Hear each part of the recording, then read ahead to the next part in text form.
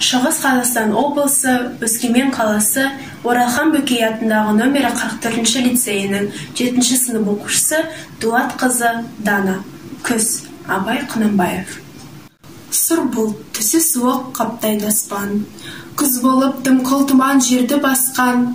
Білмеймін, тойғаныма, тоңғаныма, жылқы ойнап бие қашқан, тай жарысқан. Жасыл шөп, бәшешек жоқ бұрынғыдай. Жастар күлмес, жүгірмес бала шулай. Қайыршы, шал кемпірдей, түсі кетіп, жапырағынан айрылған ағаш қурай. Біреу малма сапсиды салып иін, салбыраңқы тартыпты жыртық киім. Енесіне иіртіп шуда жіпін, жас қатында жыртылған жамай дүйін. Қаз, тырна, қатарланып қайтса бермен, астында ақ шоңшы жүр, ол бір керуен. Қай ауылда көрсенде, жалбыраңқы, күлкі ойын көрінбейді сейіл серуен.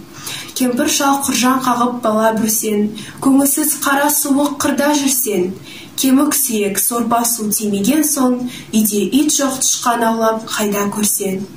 Күзе тозған оты жоқ елдің маңы, тұман болар жел соқса шаң тозаңы. От жақпаған үйінің сүрі қашып, стан қорыққан қазақтың құрсын заңы.